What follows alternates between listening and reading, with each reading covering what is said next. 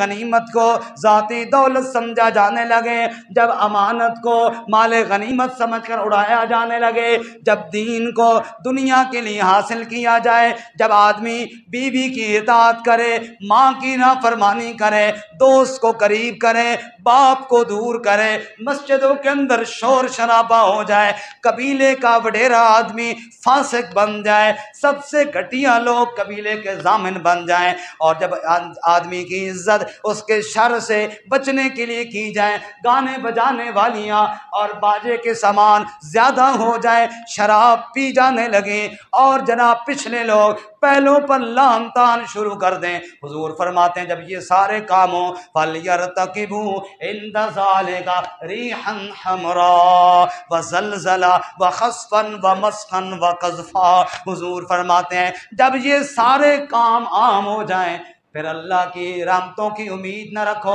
پھر سخت طوفانوں کی امید رکھو، پھر سیلاب کی امید رکھو، پھر زلزلے کی امید رکھو، پھر زمین میں دھنس جانے کی امید رکھو، شکلوں کے مسخ ہو جانے کی امید رکھو۔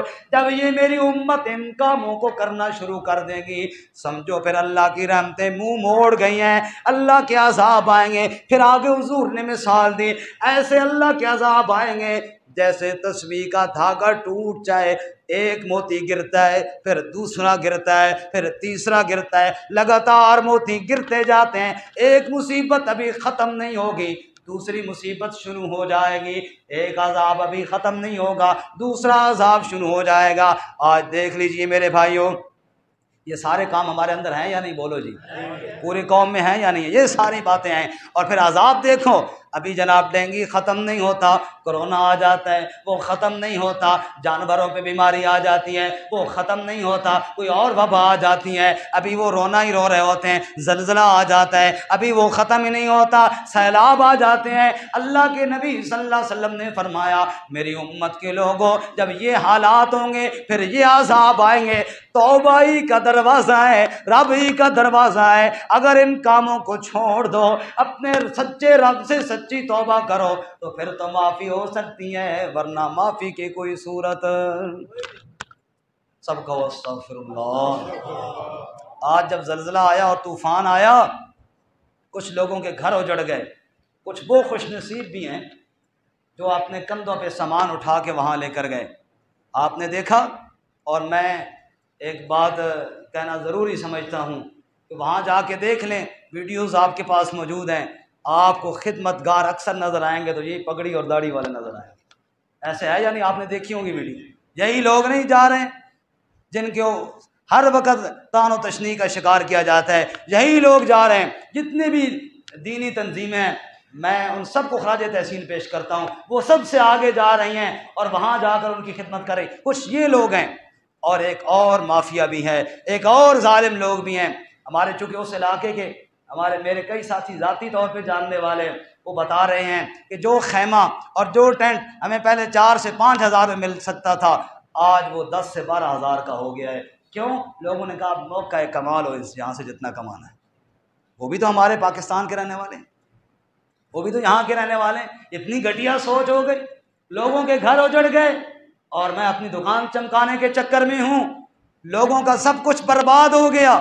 اور مجھے تو چاہیے تھا کہ اگر مجھے 4,000 میں ہی میں نے خریدا ہے 5 میں بیچتا ہوں تو میں کہوں چلو یار 4 ہی کا دے دوں، اگر کم نہیں کر سکتا تو چلو، اگر اس میں سے مزید کمی نہیں کر سکتا تو جتنے کا خریدا ہے اتنے کا دے دو، اپنا نقصان نہ کروں لیکن کسی کا فائدہ ہو جائے۔ میں ریٹ ڈبل کر رہا ہوں، ٹرپل کر رہا ہوں تاکہ زیادہ پیسے کماؤں۔ یہ قوم بھی اسی ملک میں رہتی ہے، یہ بھی چاہتی ہے اللہ تعالیٰ ہمیں سجدے میں موت دے۔ رب کہتا ہے کچھ خیال کرو، اپنی عاقبت کا خیال کرو۔ ارے تمہیں سجدے میں موت کس طرح آئے گی؟ تم اللہ کی مخلوق پر یہ ظلم کرنے والے ہو۔ تم کس منہ سے کہتے ہو کہ جناب ہم بھی مسلمان ہیں؟ وضع میں ہو تم نصارہ، تمدن میں ہنود، یہ مسلمان ہیں جنہیں دیکھ کر شرمائیں یہود۔ اور ایک اور طبقہ بھی کھڑا ہوا، ایک اور طبقہ بھی کھڑا ہوا جس نے موقع غنیمت جانا ہو سکا، بڑا زبردست موقع ہے، وہ آئے میرے پاس آئے، آپ کے پاس آئے، دوسرے بندے کے پاس آئے، اور جی ہم سیلاب زدگان کی مدد کرنا چاہتے ہیں، یہاں سے فنڈ اکٹھا کیا اور لے اپنے جناب تر ہو گئے۔ ایک یہ طبقہ بھی ہے، وہ لوگ بھی تو یہاں کے ہیں نا، وہ یہ نہیں سوچتے ہم کس کا حق کھا رہے ہیں، یہ ان محتاجوں کا حق کھا رہے ہیں جو لٹ گئے ہیں۔